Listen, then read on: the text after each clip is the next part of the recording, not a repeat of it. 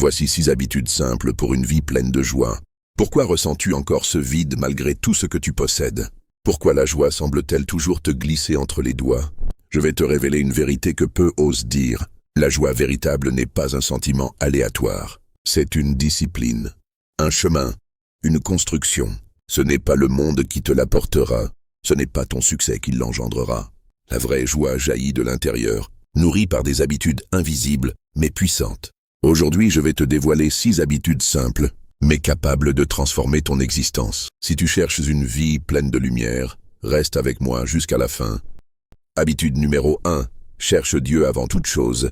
Tout commence au lever du jour. Avant que les soucis ne frappent à ta porte, avant que les distractions ne capturent ton attention, une opportunité t'est offerte. Rencontrer Dieu dans le secret. Le monde t'appelle au bruit, Dieu t'appelle au silence. Ceux qui se lèvent et courent sans chercher leur Créateur s'exposent à traverser le jour, sans force, sans direction, sans paix. Mais ceux qui, dès l'aube, se prosternent devant la présence, reçoivent une paix que rien ni personne ne pourra leur ôter. Je t'invoque dès l'aurore. Ma prière devance l'aurore. Psaume chapitre 119, verset 147. La joie véritable commence quand ta première respiration du matin s'élève vers celui qui tient ta journée entre ses mains. Ne commence plus une journée sans avoir déposé ton cœur sur l'autel de sa grâce. Habitude numéro 2. Remercie avant de réclamer. Le monde t'enseigne à te plaindre. Le ciel t'enseigne à remercier. La gratitude est une arme spirituelle. Celui qui apprend à voir ce qu'il a reçu ouvrira son âme à recevoir encore plus. Bénis le Seigneur, ô mon âme, et n'oublie aucun de ses bienfaits. Psaume chapitre 103, verset 2. Avant de demander ce que tu n'as pas, célèbre ce que tu as déjà. Avant d'ouvrir ta bouche pour réclamer, ouvre-la pour bénir. Un cœur reconnaissant est un cœur vivant. Un cœur qui murmure est un cœur qui se dessèche. Si tu comprends cela, si tu veux apprendre à cultiver un esprit de gratitude puissant, alors je t'invite maintenant. Abonne-toi à cette chaîne. Active la cloche pour ne rien manquer. Chaque semaine, je partage des clés pour fortifier ta foi, restaurer ton âme et t'aider à marcher dans la lumière. Ne reste pas seul sur ce chemin. Rejoins une génération qui cherche Dieu de tout son cœur. Habitude numéro 3. Pardonne rapidement pour libérer ton âme. Le pardon n'est pas une faveur que tu accordes aux autres. C'est une délivrance que tu offres à toi-même. Celui qui retient le pardon retient la souffrance. Celui qui libère le pardon ouvre la porte à la guérison intérieure. Supportez-vous les uns les autres, et, si l'un a sujet de se plaindre de l'autre, pardonnez-vous réciproquement. Colossiens chapitre 3, verset 13. Beaucoup de cœurs sont stériles, non parce que Dieu les a oubliés, mais parce qu'ils ont enfermé leur joie dans une cage appelée rancune. Le pardon n'efface pas l'injustice que tu as subie, mais il arrête l'injustice que tu t'infliges, à toi-même en portant encore ce fardeau. Un jour, j'avais reçu une jeune femme en entretien. Elle était brisée par des trahisons successives. Pendant des années, elle priait, chantait, servait, mais une lourdeur l'accompagnait partout. Jusqu'au jour où elle a fait ce pas que son cœur refusait, elle a pardonné. Pas parce que la personne méritait le pardon, mais parce qu'elle voulait retrouver la liberté. À partir de ce jour, elle a senti un poids invisible tomber de ses épaules. Sa joie est revenue, et avec elle, une paix nouvelle qu'aucune circonstance extérieure ne pouvait lui enlever. Le pardon ne change pas le passé, mais il transforme ton futur. Habitude numéro 4. Sème sans attendre de voir la récolte. Le monde veut des résultats immédiats. Dieu travaille dans la patience et la fidélité. Celui qui sème dans l'obéissance sans regarder, constamment s'il récolte montre qu'il a confiance en celui qui fait croître.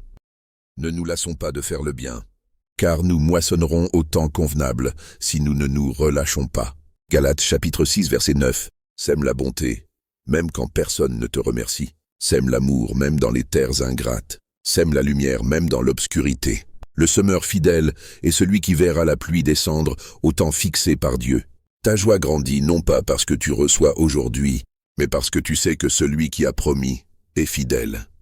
Habitude numéro 5. Refuse la comparaison. La comparaison est une ruse subtile de l'ennemi pour te voler ta joie. Quand tu compares ta course à celle des autres, tu oublies l'appel unique que Dieu t'a adressé. Quand tu envies leur moisson, tu méprises tes propres semences. Que chacun examine ses propres œuvres, et alors il aura sujet de se glorifier pour lui seul, et non par rapport à autrui. Galates chapitre 6, verset 4. Dieu ne te demandera pas pourquoi tu n'as pas produit comme ton voisin. Il te demandera ce que tu as fait avec les graines qu'il a placées entre tes mains. Marche à ton rythme, dans ton couloir. Sois fidèle dans ton chant, et laisse la joie d'obéir effacer le bruit de la comparaison. Habitude numéro 6. Loue avant même de voir l'issue. La louange n'est pas seulement la réponse après la victoire, c'est l'arme qui précède la délivrance. Quand tu loues Dieu au cœur de l'épreuve, tu proclames que sa fidélité est plus grande que ton combat. Soyez toujours joyeux, priez sans cesse, rendez grâce en toutes choses, car c'est à votre égard la volonté de Dieu en Jésus-Christ. 1 Thessaloniciens chapitre 5 versets 16 à 18. La louange déplace ton regard de la tempête vers celui qui marche au-dessus des flots. Je me souviens d'un homme accablé par une perte terrible. Son cœur était brisé, ses prières semblaient ne rencontrer que le silence. Un jour, au lieu de supplier encore, il a levé ses mains et a commencé à louer.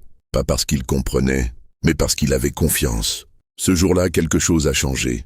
Une paix surnaturelle a envahi son être, une force qu'il n'aurait jamais pu produire par lui-même. La louange, quand tout semble perdu, libère des miracles invisibles. Bien-aimé, la joie véritable n'est pas donnée au hasard. Elle est bâtie, cultivée, protégée. Cherche Dieu dès le matin. Remercie avant de réclamer. Pardonne pour libérer ton âme. Sème sans attendre. Refuse de te comparer. Loue avant de voir. Ce ne sont pas de simples conseils, ce sont des clés spirituelles, des semences d'éternel. Toi qui regardes cette vidéo aujourd'hui, le chemin vers la vraie joie t'est ouvert. Que choisiras-tu? Si ce message t'a parlé, si tu désires aller plus loin, abonne-toi maintenant. Rejoins cette communauté de foi, de lumière et de transformation. Et souviens-toi, la vraie joie est à portée de ta foi. Commence aujourd'hui. Médite continuellement sur ces 6 habitudes. Demeure béni et à la prochaine.